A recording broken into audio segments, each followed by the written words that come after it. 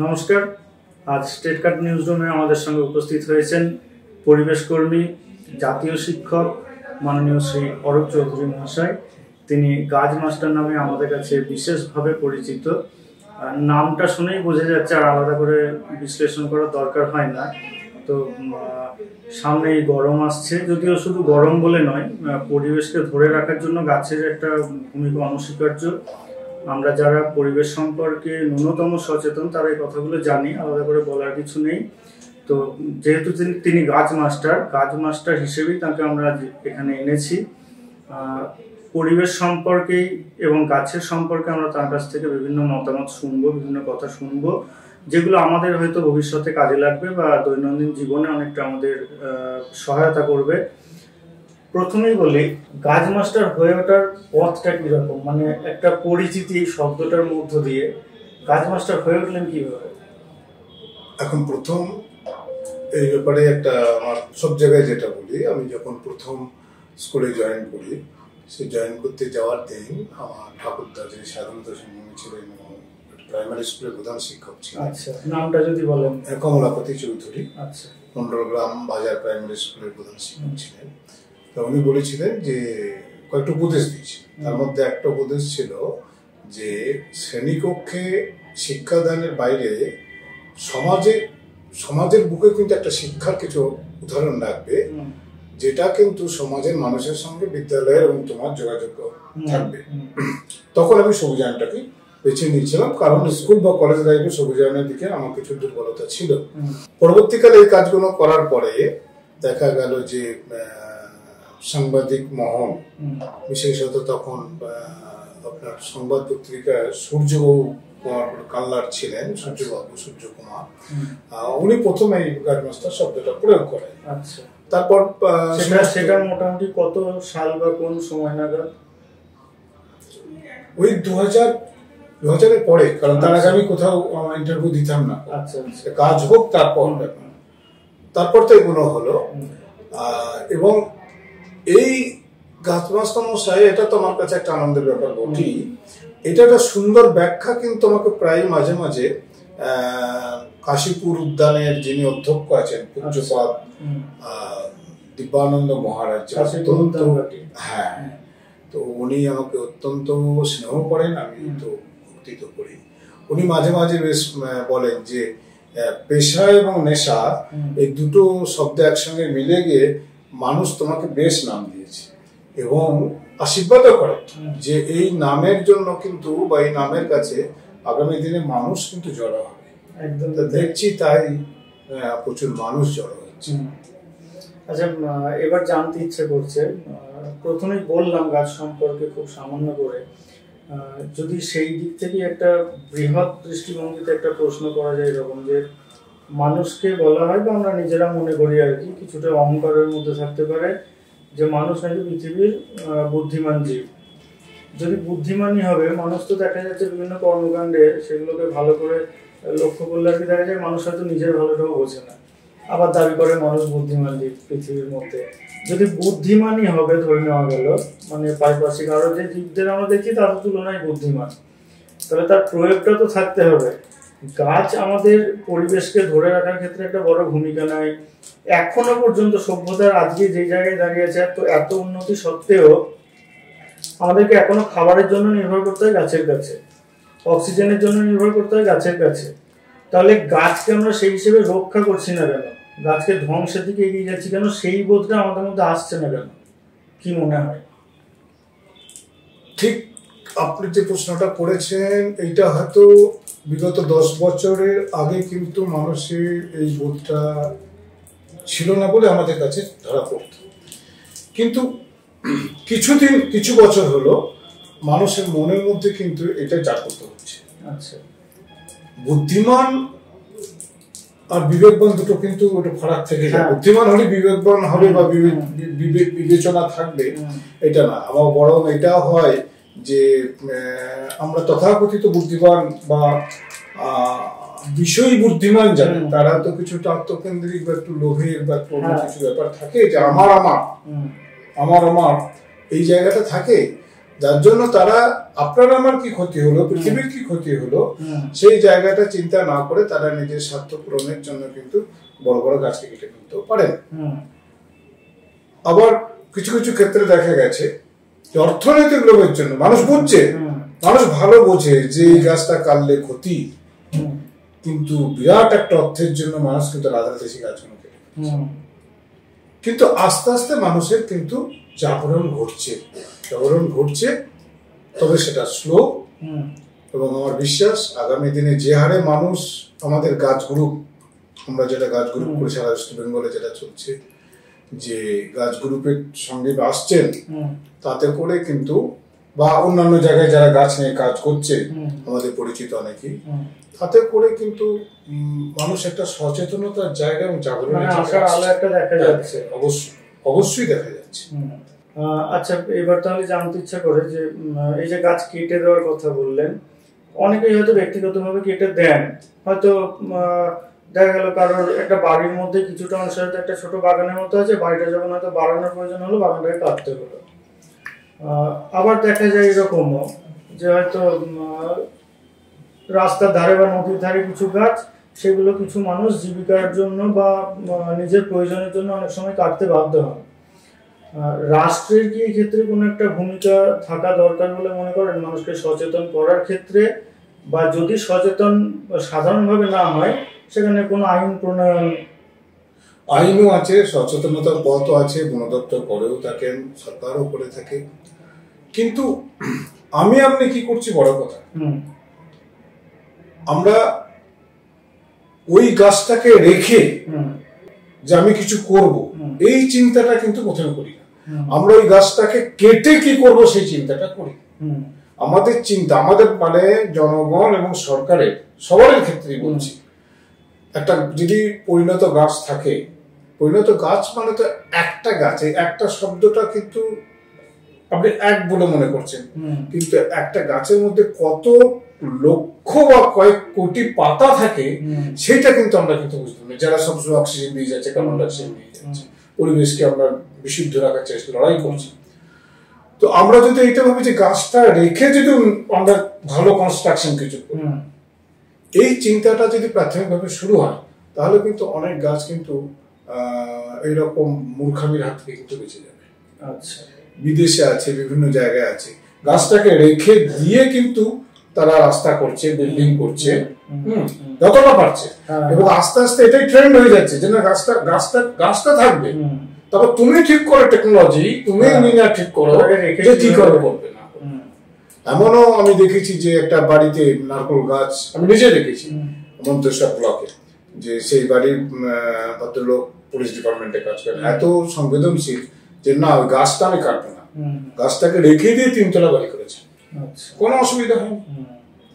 তো এগুলো একটু যদি চিন্তা করা বা আমাদের চিন্তা ভাবনা অভিমুখটা যদি চেঞ্জ করা, তাহলে কিন্তু অনেকটাই। হ্যাঁ, এটা তো এই জন্য রাখা দরকার যে আজকে যে বড় গাছটাকে হয়তো কেটে ফেলছি, সেটা তো ওই জায়গায় আসতে অনেকটা হয়তো সময় লেগে গেছে, কাজে সেটা নষ্ট না করাটা একটা কর্তব্যের মধ্যেও পড়ে। শুধু তাই নয়, আমি যদি একটা করি গাছকে বাঁচিয়ে যদি আমি ঘর করি, আমার দেখে 10 জন কিন্তু সচেতন হবে।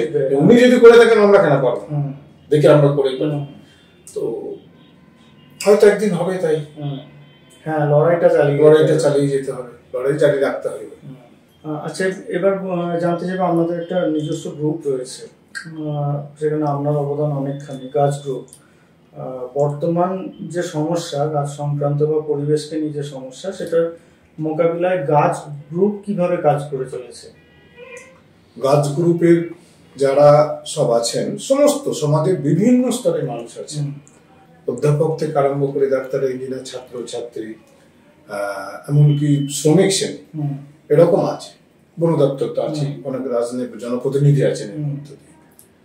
তো আমরা যেটা মানুষকে সচেতনতার জায়গায় প্রথম কিন্তু নিজেরা কাজ করে বলি, অপরকে বলে তুলি, নিজেরা কাজ করে। আর আমাদের প্রাথমিক অস্ত্র হচ্ছে মানুষের সম্মান এবং আবেগকে নিয়ে সবুজায়নে হাঁটো। অর্থাৎ উদাহরণ দিয়ে একটা, যে আপনার ঠাকুরদা বা কারো ঠাকুরদা হয়তো মারা গেছে, আমি আপনার জায়গায় রয়েছে, আমি দেখছি, আমি শ্রাদ্ধের দিন একটা ভালো গাছ, ফলের গাছ নিয়ে গিয়ে বললাম আপনার ঠাকুরদা ভালোবাসা স্মৃতিতে এটা লাগান। তাহলে আপনার জায়গা আছে, আপনি সঙ্গে সঙ্গে ঠাকুরদার প্রতি শ্রদ্ধা ভালোবাসা কিন্তু আমার সেটা ফেরত দেবেন, সেটা লাগাবেন আপনি এবং বড় করবেন এবং অন্যজনকে বলবেন যে এইটার জন্য এইটা। তাহলে অন্যরা ইনডাইরেক্টলি কিন্তু সচেতন হয়ে যাচ্ছে, এটা আবেগ জড়িয়ে গেল আবেগ এইটার মধ্যে।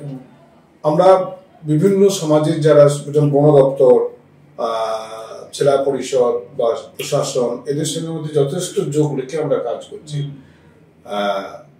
কোনো জায়গায় গাছ যখন কাটা হচ্ছে শুনছি, তখন আমরা বন দপ্তরে খোঁজ নিচ্ছি যে এটাকে অনুমতি দেওয়া হয়েছে। অনুমতি দেওয়া থাকলে আমাদের কিছু করার নেই, অনুমতি যেখানে নেই সেখানে কিন্তু সঙ্গে সঙ্গে আমরা সেখানকার বিধায়ক, পুলিশ ডিপার্টমেন্ট, প্রশাসনের সঙ্গে হেল্প নিচ্ছি এবং কিছু জায়গায় কিন্তু বন্ধ হয়েছে, আমি নাম করছি না, বর্ধমানের মধ্যেই কিন্তু দুটো জায়গায় আমরা বন্ধ করতে পেরেছি, সব জায়গায় পেরেছি বলবো না। রিসেন্টলি যেটা হয়েছে যে বর্ধমান থেকে কামলা রোডে বালিয়াড়া বলে একটা জায়গা আছে গঞ্জের কাছে, দুটো বন আছে পলাশে। তো আমরা বিগত 2 বছর ধরে ওখানে দেখে আসছি, পলাশের ডালগুলো ঠিক শিবরাত্রির আগের দিন ভেঙে নেয়, একদম মুড়িয়ে ভেঙে নেয়, তো বাজারে বিক্রি করে। তো আমরা গত বছরও ওই এলাকার মানুষদের নিয়ে সচেতনতা প্রচার করেছি, এবছর আমরা নিবিড়ভাবে প্রকল্প করেছি, প্রচারটা করবো। 5 দিন প্রকল্প আমরা প্রচার করি এবং আমাদের সঙ্গে প্রচন্ডভাবে সহযোগিতা করেছিলেন এসডিও নর্থ, আবার ব্যাকওয়ার্ড ডেভেলপমেন্ট যে আধিকারিক আছেন কৃষ্ণেন্দু বাবু, জেলা পরিষদের পরিবেশ দপ্তর, বন দপ্তর, থানা শক্তিগড় থানা ওসি সাহেব, লোকাল মানুষ যারা আছেন, বা ওখানে একটা ক্লাব আছে আপনার স্পোর্টস কমপ্লেক্স, তারা এসছেন। আমরা 5 দিন ধরে যখন পদযাত্রা করার পরে ঠিক দোলের আগের দিন থেকে 2 দিন আগে থেকে আমরা কিন্তু ডিউটি ভাগ করে করে ওখানে ঢুকতে আরম্ভ করি। প্রথম বছর স্বাভাবিক যাদের একটা স্বার্থে ঘা লেগেছে তারা এসে একটুখানি মুখোমুখি হলো, কিন্তু সেই মুখোমুখি বেশিক্ষণ টিকতে পারলো না, এলাকার লোক দাঁড়িয়ে গেল, তো তাদেরকে হটিয়ে দেওয়া। খুব অনুরোধ করি, মানে তাদের জন্য মানুষ, অনেক ছাত্রছাত্রী ছিল যারা পলাশের ফুলগুলো মাটি থেকে কুড়িয়ে নিয়ে জড়ো করে, যখন আসতে বলছে এইখান থেকে আপনারা নিয়ে যান, ডালে হাত দেবেন, কারণ ডাল ভাঙলে পলাশের একটা বিরাট ক্ষতি হয় যে বীজ তৈরি হয় না। এবং ওই যে পলাশের যে গাছের বৃদ্ধি, যেটা প্রসার, যে পরের বছর একটা গাছ থেকে 50টা গাছ হয়ে যাবে, এই জায়গাটা খুব ব্যাহত হয়। এবং খুব একটা, গত বছর যখন পুরুলিয়া গিয়েছিলাম এইরকম যে একটা ক্যাম্প রঘুনাথপুর ব্লকের মধ্যে দিয়ে, তো তখন ওখানে সন্ধ্যের সময় একটা গ্রামে ওই আলোচনায় যখন বসছি, তখন একজন আদিবাসী ভদ্রলোক বলেছিলেন, খুব খুব বাস্তব কথা বলেছিলেন যে বাবু ডাল তো আমরা ভাঙি না, ডাল ভাঙো তোমরা যারা কলকাতা থেকে আসো, দিয়ে মোবাইলে ছবি তোলো। আমাদের ছেলেরা তলা থেকে ফুল কিনে, আমাদের বেটা বেটিরা পুতুতিন কি বলছে, ফুল নিয়ে তারা মালা গেঁথে বিক্রি করে, হ্যাঁ, ওরা ডাল ভাঙে না। তো কথাটা অনেকখানি সত্য আছে, ডালটা আমরা ভাঙি, তারা তো ওখানকারই মানুষ, ওরা ব্যাপারটা বুঝবে না। তো এই বছর আমরা বালিয়াড়াতে পলাশ ভাঙা পুরোপুরি বন্ধ করতে পেরেছি এবং আবার গতকাল থেকে আবার আমাদের চলছে। আমাদের এআই সাহেব আজ গিয়েছিলেন, ডিআই সাহেব কাল যাবেন, মানে সমস্ত আধিকারিকরাও তারা কিন্তু তাদের ওই মানে ওই অফিসার তার সেই জায়গাটার পরেও কিন্তু যে একটা সামাজিক দায়বদ্ধতা যে রোধ করতে হবে, চলো যাই, আমরা এগিয়ে আসছেন। এসডিও সাহেবটা তো যাচ্ছেনি, আমরা কাল থেকে, আজকেও আমাদের বসেছে, কাল থেকে আমরা 2টো ফেজে আমরা বসছি ওখানে, যাতে কেউ না ভাঙতে পারে। আর পুলিশ পড়ানো দিচ্ছে, সিভিক পুলিশও আছে। আচ্ছা, ধরুন এখন এই জায়গাটায় এসে পৌঁছেছেন, কিন্তু প্রথমেই তো আজকের এই জায়গায় পৌঁছননি, মানে তখন কি হয়তো কোথাও ধরুন গেলেন কোন একটা সচেতনমূলক কাজে, এবার সেখানে কি এরকম কোনো বড় ধরনের সমস্যায় পড়তে হয়েছে কখনো স্থানীয় মানুষজনের মুখোমুখি হয়ে? না, সেটা হয়নি, সেটা কোনোদিনই হয়নি, কারণ এখনো তো মানুষ যাই বলুক, চায়ের দোকান এখনো, তবু সামনাসামনি শিক্ষককে কিন্তু সম্মানই দেয়। তো আর আমার সঙ্গে সমাজের এলাকায় একটু ভালো সম্পর্কও ছিল, যারা ওয়েস্ট বেঙ্গলের বিভিন্ন ওয়ার্কশপ করতাম শিক্ষা, তার জন্য আস্তে আস্তে এবং সংবাদ মাধ্যমের দৌলতে তাদের সহযোগিতার কাজগুলো কিন্তু দ্রুত মানুষের কাছে পৌঁছেও গিয়েছিল। তারপরে কোনোদিন মানুষের কাছে কোনো সমালোচনার জায়গা বা নেতিবাচক কোনো ইয়ে বা আমাকে রিসিভ করার ব্যাপারে আমি কোনোদিনই আহত হই। আর দু একটা নেতিবাচক থাকতে হবে, নাহলে এগোনো যাবে না, কাজ এগোনো যাবে, রসদটা পাওয়া যাবে না, এগোনো যাবে না। কিন্তু পরবর্তীকালে তারাই আমার ডান হাতে হয়েছে, ডান হাত বাঁ হাতে হয়েছে। আচ্ছা, কিছুদিন আগে দেখছিলাম 24 ঘন্টা থেকে আপনাকে সম্মানিত করা হয়েছে। আপনি নিজে জাতীয় শিক্ষক, একজন শিক্ষারত্ন সম্মান পেয়েছেন, তার সঙ্গে এই দিকটাও সমান তালে চলছে। এই যে সম্মানগুলো পাওয়া, তার সঙ্গে পরিবেশ কর্মী হিসেবে, গাছমাস্টার হিসেবে খ্যাতি, এগুলো কি মনে হয় দায়িত্বটাকে আরো বাড়িয়ে দিচ্ছে? অবশ্যই বাড়িয়ে দিচ্ছে। আমরা গত ফেব্রুয়ারি 20 তারিখে জি24 ঘন্টায় যে অনন্য সাধারণ সম্মান দিল, তার জন্য প্রথমেই কিন্তু ধন্যবাদ দিই আমাদের জেলার যিনি জি24 ঘন্টার যারা সাংবাদিক আছেন, পার্থবাবু, অরুবলা বাবু এবং চন্দন বাবু। এদের দীর্ঘদিনের প্রচেষ্টা একটা ছিল ইয়ে করে। তো আমি সেটা এবছর জানতে পারলাম যে ওনারা এরকম আমাকে নিয়ে কয়েকবারই নাম রেকমেন্ড করেছেন। তো পুরস্কার সব ঠিক আছে, পুরস্কার তো ধরুন একটা আনন্দ যেমন দেয়, কিন্তু যদি পুরস্কারের যদি গভীরতা এবং তাৎপর্য যদি হৃদয়ঙ্গম করা যায়, সে তখন কিন্তু দায়িত্ব প্রচুর প্রচুর প্রচুর বাড়িয়ে দেয়, যার এগিয়ে যেত। কিন্তু এই পুরস্কারটা সব থেকে আনন্দ দিয়েছে আমার গাছ গ্রুপকে, কারণ গাছ গ্রুপ খুব খুশি যে এই পুরস্কারটা পাবে, এবং এত খুশি যে গাছ গ্রুপের যারা আছেন, যে সমস্ত মানে বড় বড় আধিকারিক, আমাদের কোনো এমনি পোস্ট কিছু নেই, যদিও রেজিস্ট্রেশন করা আছে কিছু পোস্ট, কিন্তু কোনো আমরা উল্লেখ করি না, বড় বড় আধিকারিক আছে সবাই সত্তরে। হ্যাঁ, তো ওনারা তো এমনি বলেই দিয়েছেন যে এবছর অন্তত 2টো খণ্ডবন আমরা করব জি24 ঘন্টার সৌজন্যে। এটা করবই আমরা। আচ্ছা, গাছ গ্রুপে যে বলছেন, মানে অনেকে আছেন হয়তো, অনেকে তো সক্রিয়ভাবে থাকেন, নিষ্ক্রিয়ভাবে থাকেন, সমর্থনও থাকে অনেকে দূর থেকে। মানে সক্রিয় সদস্য এই মুহূর্তে কতজন আছেন যারা একদম মাঠে নেমে হাতে কলমে কাজটা করেন?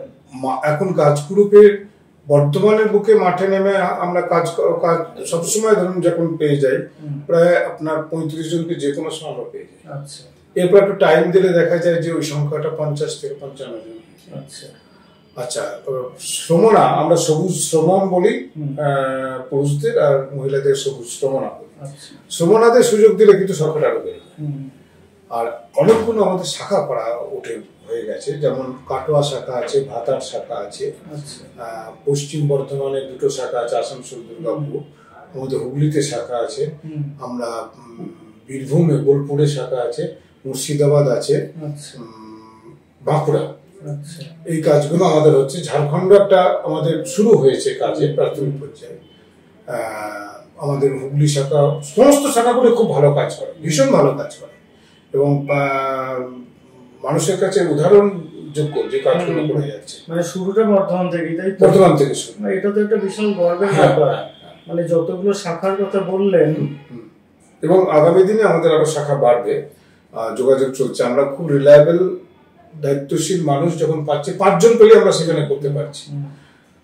আমরা যেমন গত রবিবারে আমরা করে এলাম শান্তিনিকেতনে বীরভূম শাখা এবং বর্ধমান শাখা নিয়ে, যে ওই পলাশের ডাল ভাঙা হবে না, এবং আমরা যে খুব খুব নিজেদেরকে ধন্য মনে করেছি যে এত সমাজের বিজ্ঞ পণ্ডিত মানুষ সেখানে জড়ো হয়েছিলেন পদযাত্রায়।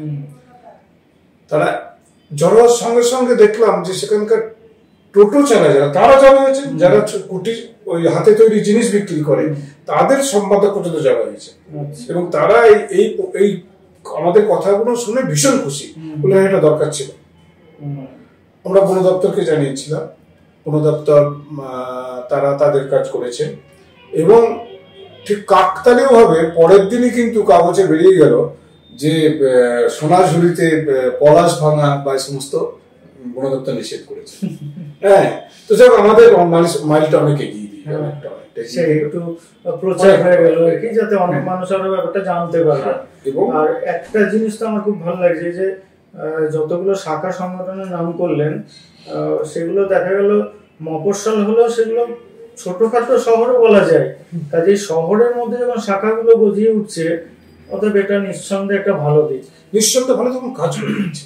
কাজ আমরা বলেছি বছরে দুটো প্রজেক্ট বেশি করতে হবে না, 2টো প্রজেক্ট, তার জন্য কোনো অসুবিধা লম্বা আছে। আর আমাদের এমনি শ্রমণ শ্রমণা হতে গেলে বা তার পদ নিতে গেলে আমাদের বছরে 2টো গাছ লাগাতে হবে কিংবা কাউকে ডোনেট করতে হবে মিনিমাম, তাহলে আমাদের সঙ্গে ওই আমাদের কাছে দায়বদ্ধতা না, দায়বদ্ধতা সমাজের পরিবেশের কাছে।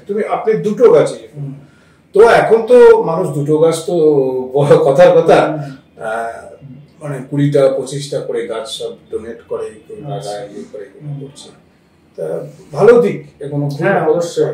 আচ্ছা এবার অনেকক্ষণ হলো, আমরা আস্তে আস্তে শেষের দিকে এগোচ্ছি, আর হয়তো 2-3টে প্রশ্ন আছে জানার মতো। আপনি নিজে একজন স্কুল শিক্ষক, প্রথমেই উল্লেখ করলাম সেটা। আপনি নিজের স্কুলে সৌজায়ন করেছেন, সেগুলো জানি বা অনেকেই জানেন, প্রচারের আলোয় এসেছে সেগুলো।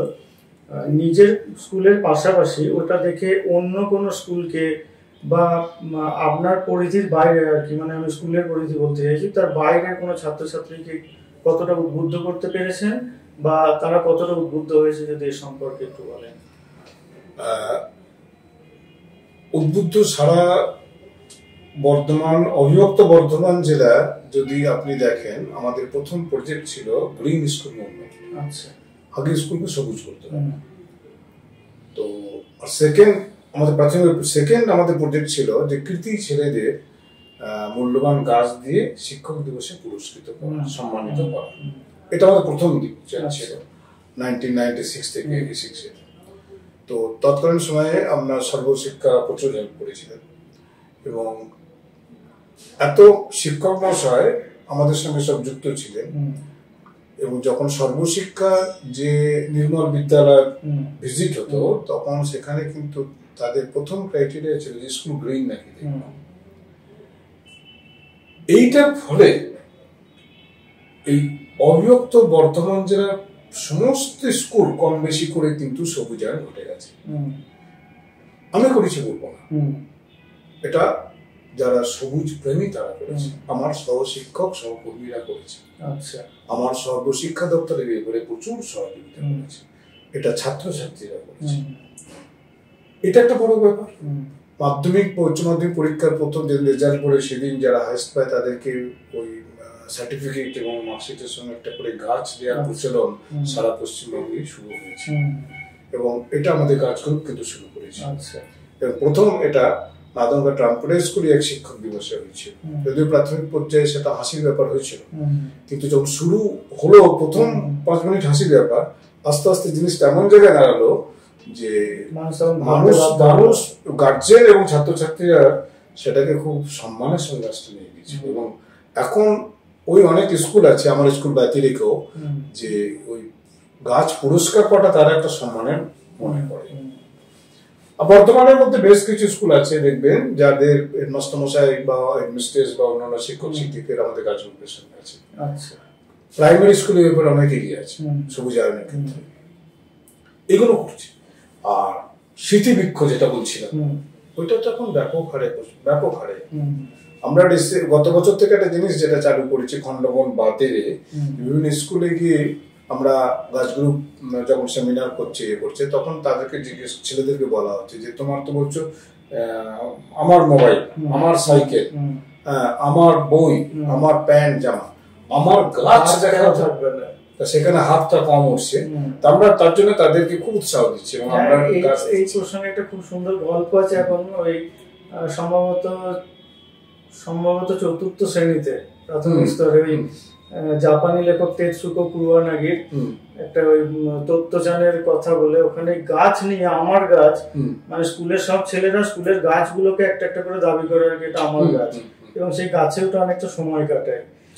এটা হয়তো আগামী দিনের প্রজন্মকে সাহায্য করবে গাছের ভাবনাটা মনের মধ্যে রোপণ করতে। আচ্ছা, 2টো প্রশ্ন জেনে এবার শেষ করব। একটা জানতে চাইছি, যেটা আমার নিজেরও জানা প্রয়োজন। ধরুন অক্সিজেন পাই আমরা সাধারণত বড় গাছ থেকে।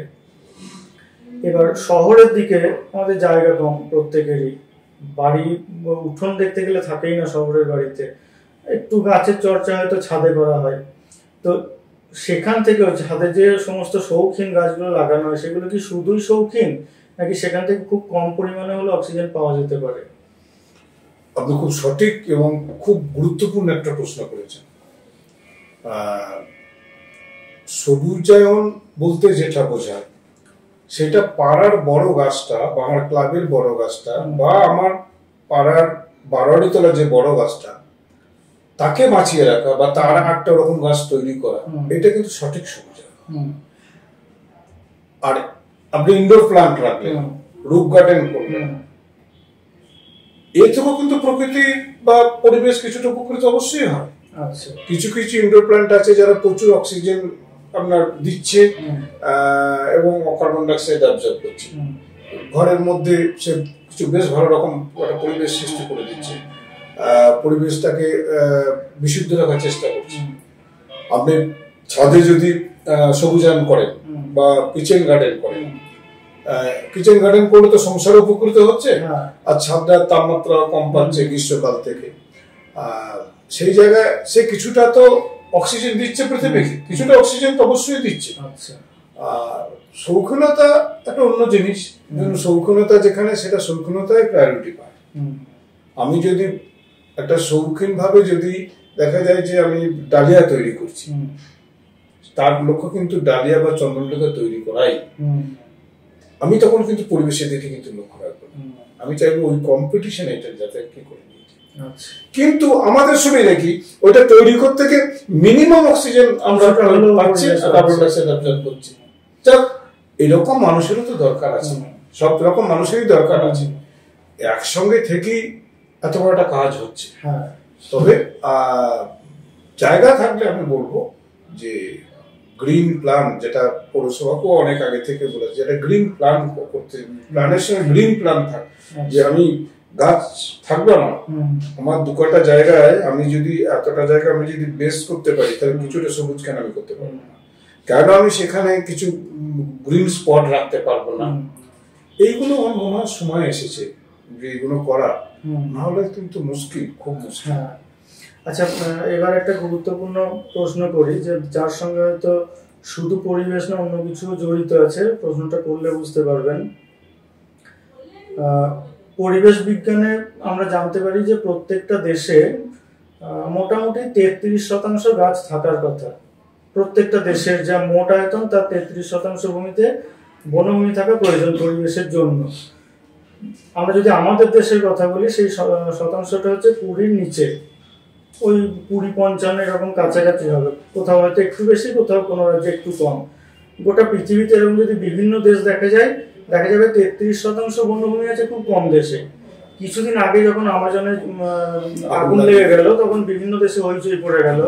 এবার প্রশ্নটা হচ্ছে এই জায়গায়, আমার দেশে বা যে কোনো উন্নয়নশীল দেশে বা উন্নত দেশে আমরা উন্নতি করার নামে জঙ্গল কেটে হয়তো সেখানে কলকারখানা তৈরি করছি বা অট্টালিকা তৈরি করছি, অন্য একটা দেশের উপর হয়তো পরোক্ষ চাপ তৈরি করা হচ্ছে বনভূমিটা রাখাও পরিবেশের সাপেক্ষে। তাহলে আমি যদি আমার নিজের কাজটা না করি, একটা নৈতিক অধিকার কি জন্মায় তাকে বলার? এখন ধরুন এটা তো হচ্ছে কি আমরা গ্লোবাল পলিটিক্যাল একটা পরিবেশ নয়, অন্য কিছু জড়িত আছে, পলিটিক্স, এটা চলবে, যার ক্ষমতা আছে সে সেটা করবে। কার্বন ফুটপ্রিন্ট তুমি তৈরি করো, আমি টাকা দিয়ে দিচ্ছি, হ্যাঁ, মানে এসব জিনিসগুলো তো চলবেই। কিন্তু আমার যেটা মনে হয়, যদি এইরকম ভাবে বেশি দিন তো চলতে পারবে না, তারা মানুষ তো বুঝবে। আমি যদি আপনাকে দিয়ে টাকা দ্বারা কাজ করাই আর দিয়ে আমি যদি লাভটা ইয়ে করি, আস্তে আস্তে আপনিও বুঝবেন যে এটা কিন্তু আমাকে দিয়ে করিয়ে নিচ্ছে, সুতরাং তখন আপনিও একটু বিমুখ হবেন। কিন্তু পরিবেশের ধরুন একটা বন আছে, সে তো সেই দেশের বনটা না, তার কিন্তু ভৌগোলিক কোন এরিয়া নেই, তার অবস্থান আছে সে পৃথিবী, তার যে উপকারিতা সারা গোটা অনেকটা বড় এলাকায় নেবে। এই এনভায়রনমেন্ট পলিটিক্স থাকবে, পাওয়ার নিয়ে যতদিন মানুষ দ্বন্দ্ব করবে ততদিন এসব জিনিসগুলো থাকবে। তার মাঝেই কিছু কাজ হচ্ছে, কিছু কাজ হবেও, মানুষ বারবার সামিট হবে, সামিটে নেগেটিভ পজিটিভ অনেক কিছু হবে, কিন্তু ইতিবাচক গুরুত্ব দেবে, মানুষ বুঝবেও। কিন্তু সবাই কিন্তু পরিবেশকে উন্নতি করতে হবে, এটা কিন্তু বলবে, পরিবেশের উন্নয়নটা সবাই কিন্তু চাই। একজন মানুষ অন্যান্য সামিটের মতো এর বিরুদ্ধে কেউ যেতে পারবে না, এটাই হচ্ছে প্রকাশ এনভায়রনমেন্টাল সামিটের, এটাই কিন্তু পজিটিভ দিক, সবাই কিন্তু একমুখী হবে, এই পরিবেশের উন্নয়নটা চাই। আশা রাখবো পৃথিবীর সকলের শুভবুদ্ধির উদয় হবে, আমরা সকলে পরিবেশের কথা ভাবতে শিখবো, জানতে পারবো এবং সেগুলোকে জেনে বাস্তবে প্রয়োগ করতে পারবো। গাছকে নিয়ে আপনার যাত্রা শুভ হোক, এই শুভকামনা রেখে আজকের মতো শেষ করছি। নমস্কার। এতক্ষণ আমি সঙ্গে ছিলাম সুকান্ত প্রামাণিক।